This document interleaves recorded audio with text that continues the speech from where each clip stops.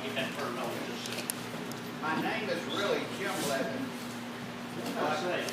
Some people are, who've been around here a long time, are aware there was a Mr. Paul Blevins who was a teacher. Okay. Who was a teacher over at, Roseburg, Salem, around that area. And he and my dad were both from the same county, Ashe County, up in northwestern part of the state. Well, I came here in '75 with my wife Jackie, and we just decided to stay. So that must say something about this community and liking it, because there's no change or anything keeping us down here. But we're really enjoying being here. We've raised our son here, and I almost hesitate to start naming names, but this fellow coming through the door back there with that blue shirt on, he just sat down. And his daughter's here. And when our son was young, they had a daycare facility and helped us raise our son to a point we're very proud of. Even though Norman McPhail isn't here this morning, he helped me because at a time when his son was in scouting, I was a scoutmaster. So, we've been here a while and really enjoy being here. The interesting, am I reading? Okay. What I want to talk to you about this morning, I'll cut this mic off if you want to. Mark, you want to cut that off a little bit? Can? Can off.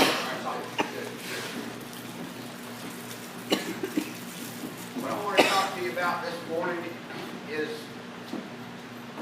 a parable of Jesus from the New Testament. It's the prodigal son. And when we think of the prodigal son, am I on? Everything's sitting y'all right here as far as the sound? Can y'all hear me? Okay. When we think of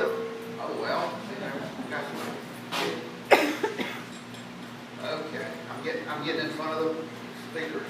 I used to work sound years ago.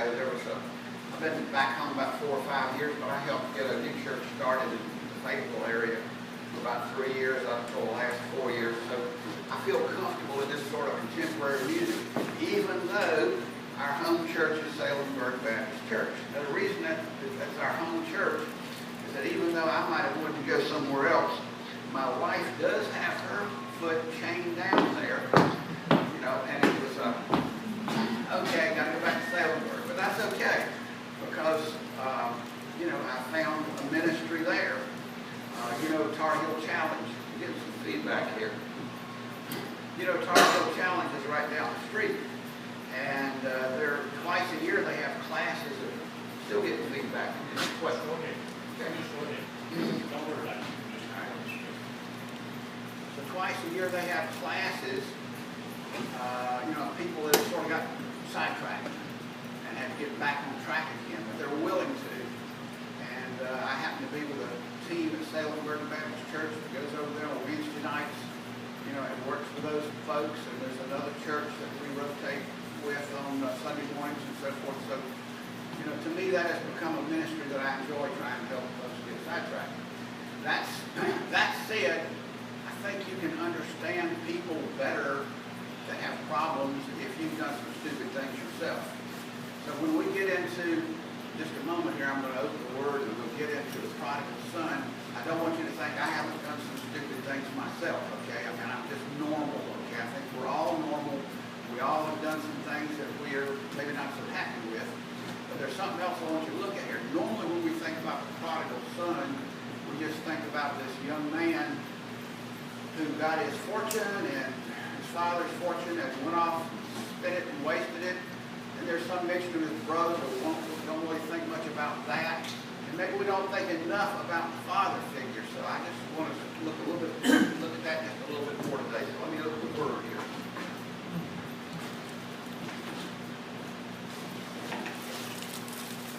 Got me a clock here, so I'll try to stay on time here so I don't go over on this one.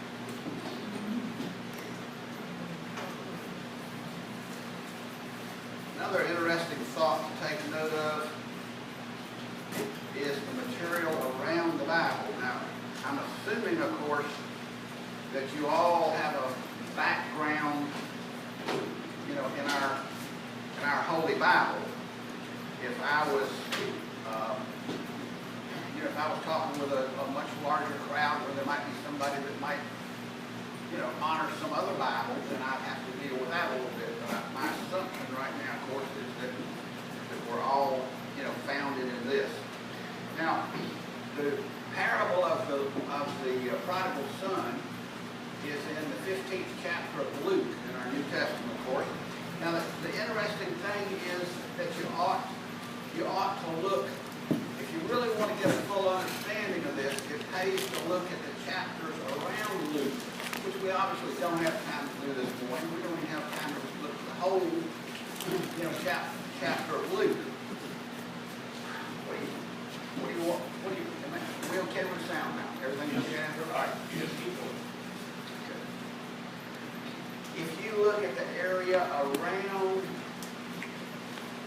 the 15th chapter of Luke, where the prodigal son is, you will see a number of times where the religious leaders of that day, often referred to as the scribes and Pharisees, were watching Jesus and criticizing him for about everything he did. They were so self-righteous. They were a lot like this older brother of the prodigal son that we'll take a look at. They were always criticizing things Jesus did. In fact, I think a classic example is right near this. Just on my Bible, it just happens to be right across on the next page. In the 13th chapter, when it's talking about a spirit of infirmity. And this is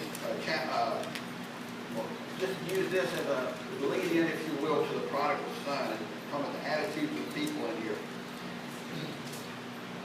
13th chapter of Luke, the 10th verse. Now he was teaching in one of the synagogues on the Sabbath, and behold, there was a woman who had a spirit of infirmity 18 years, and was bent over, and in no way could raise herself up. Now you see some older people at times, getting around kind of having a hard time. So if you can picture that, I think that's probably what we're talking about here. But when Jesus saw her, he called her to him and said to him, "Woman, you are loosed from your infirmity." What do you think about that? Is that great? That Jesus healed her just with the word? He laid his hands on her, and immediately she was made straight and glorified God. But the ruler of the synagogue answered with indignation, like, "What do you think you're doing?" Okay? Because Jesus had healed on the Sabbath. They had interpreted the Bible so strictly that you couldn't even heal somebody on the Sabbath according to their viewpoint. It says, "There are 6 days on which men ought to work. Therefore come and be healed on them and not on the Sabbath day." The Lord then answered him and said, "Hypocrite! Does not each of you on the Sabbath loose his ox or donkey from the stall and lead it away to water?" It's like, are you crazy? "So ought not this woman, being a daughter of Abraham, whom Satan has bound, think of it, for 18 years, be loosed?" And when he said these things, his adversaries were put to shame. But this is a regular thing through the Bible, you see, where the Pharisees, with their attitude of indignation, were criticizing him. So this is a background, if you will, and this story of the prodigal son is right in the middle of this. Now, preceding the 15th chapter, or right in the 15th chapter, there's a parable about a lost sheep, where the leaders went off, and because one sheep was lost, they went, they left the 99 and went to find the one, which is sort of, laying the groundwork for this parable, if you will. And then there's the one about the lost coin. Got pages stuck together here. Parable of lost coin. And then we're going to get to the parable of the lost son, or the prodigal son, as we call it. So let's read through that if you have your Bible handy. We're in the 15th chapter of Luke.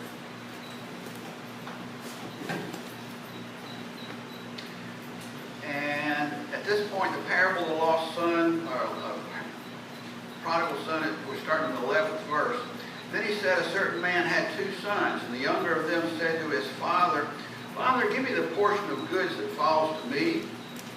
So he divided them his livelihood. Now, the younger normally, by tradition, only got a third. And the older one would have gotten 2/3. But the younger one was so intent, if you will, on getting out there and doing his thing, that he was willing to take a third then and just go. So he went out there and went crazy with it. And not many days after, the younger son gathered all together, journeyed to a far country, and there wasted his possessions with prodigal living. All the things you can think of that he could waste money on, the bars, the women in the casinos, anything you can generalize on nowadays that he could blow money on, that he sure did. But when he had spent all, nobody left. There arose a severe famine in that land, and he began to be in want. Then he went and joined himself to a citizen of that country, and he sent him into his fields to feed swine. Now that wouldn't seem like a big deal to us because we've got hog farms all around us. Okay? And, that's just an everyday thing here. But you have to realize that back then, we're talking about Jewish people, and that was an insult for them to be around or feed swine. Okay? So to put that in that context back then, that's what that was all about. And it says the younger son who was feeding the swine would gladly have filled his stomach with the pods that the swine ate, and no one gave him anything. Now, I don't quite understand how he's attached himself to this farmer feeding swine and is not even getting any food. But nevertheless, if you can imagine corn cobs nowadays, if somebody were to feed or throw corn ears to the sheep, to the hogs, then he couldn't even eat any of them. I mean, the man was starving. He was in severe straits. Now, he could have done something differently. You got to realize he didn't have to do what he finally decided to do, and that was repent and go back to his father. He could have stayed there. He could have gone and started robbing people, stealing stuff to get enough money to keep himself alive. So there were options, okay? But when he came to himself, he said, how many of my father's hired servants have bread enough to spare, and I perish with hunger? I will arise, go to my father, and will say to him, Father, I have sinned against heaven and before you. I am no longer worthy to be called your son. Make me like one of your hired servants. So he realized he had messed up good. And he was more than willing to go back home where there was plenty to eat, because the servants had food all the time. I mean, they didn't have any problem. This guy was over here starving. So he thinks about how to get his father to accept him. And, makes up his talk, what he's going to say, so his father will be understanding and forgive him, because he's figured he's probably going to talk his father into it. An interesting sidelight here, when we get into it in just a moment then, is that the scribes and Pharisees are always watching what Jesus did, looking for something to criticize. Now, they think they know how this story of the prodigal son is going to go because they had a similar story in their own heritage. Now, here was another option, if you will. Here's the story that was in the scribes and Pharisees' heritage, or, their everyday talk, whatever you want to call it. The same sort of thing happens. Same sort of thing happens. The young man goes away, takes the money, and when he comes back, the father, gets rather indignant. It was like, well, you had your chance. You took all the money. What's wrong with you? And his father was ready to run him away. He could care less. So that's what the Pharisees were expecting was going to happen here. Let's see if that's what happens.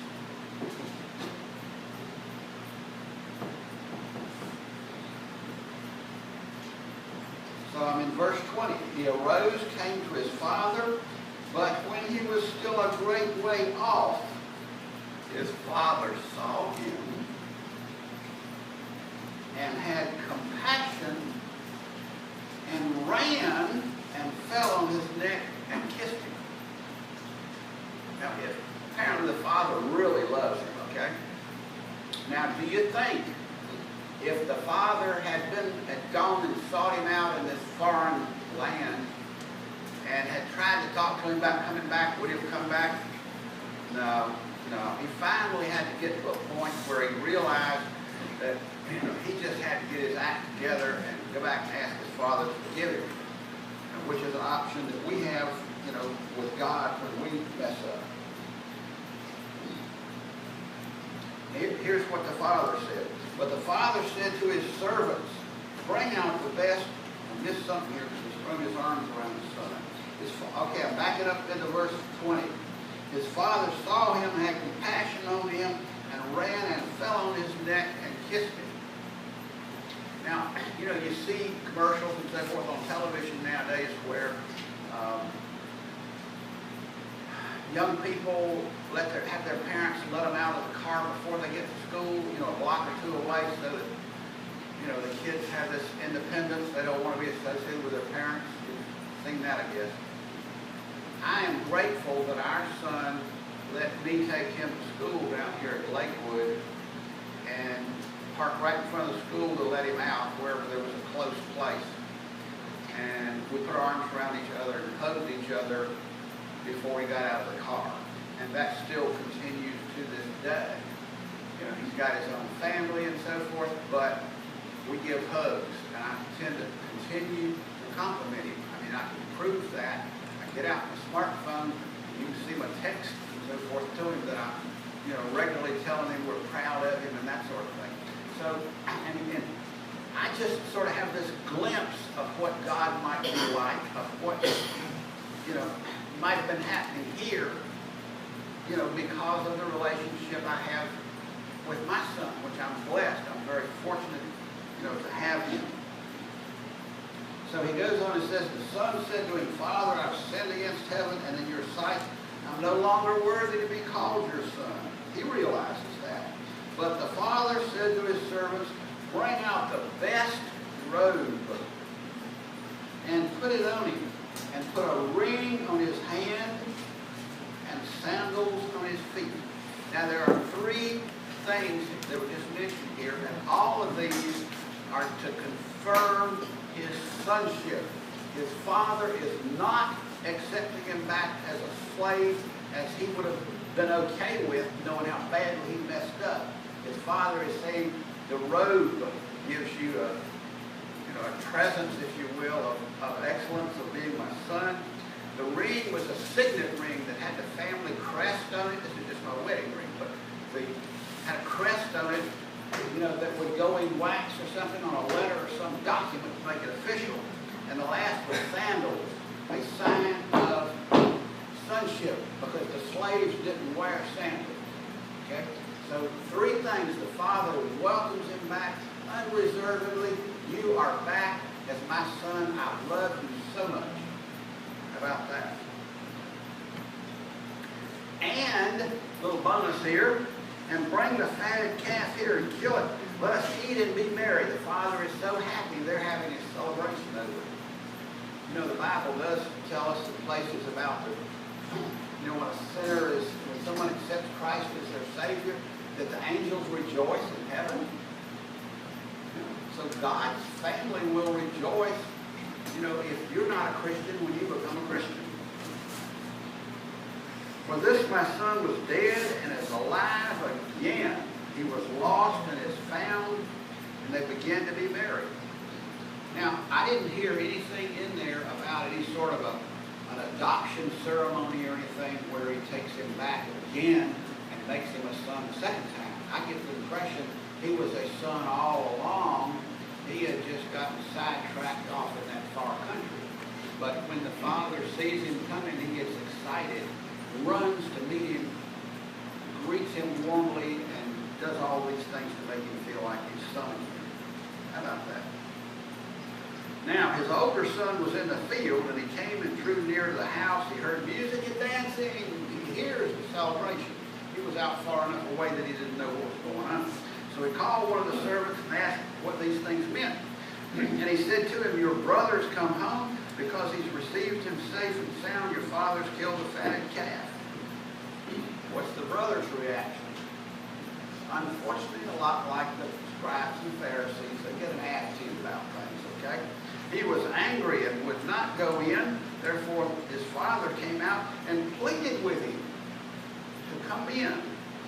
So he answered and said to his father, all these years I've been serving you. I've never transgressed your commandment at any time.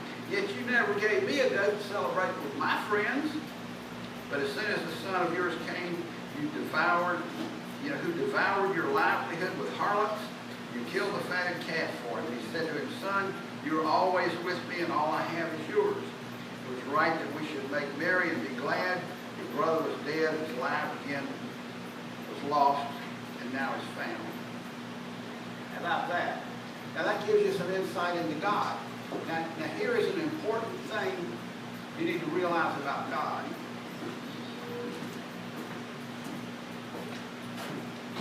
Everybody has a different perception of God, possibly, if you base it on your human experiences and what you see around you. Okay?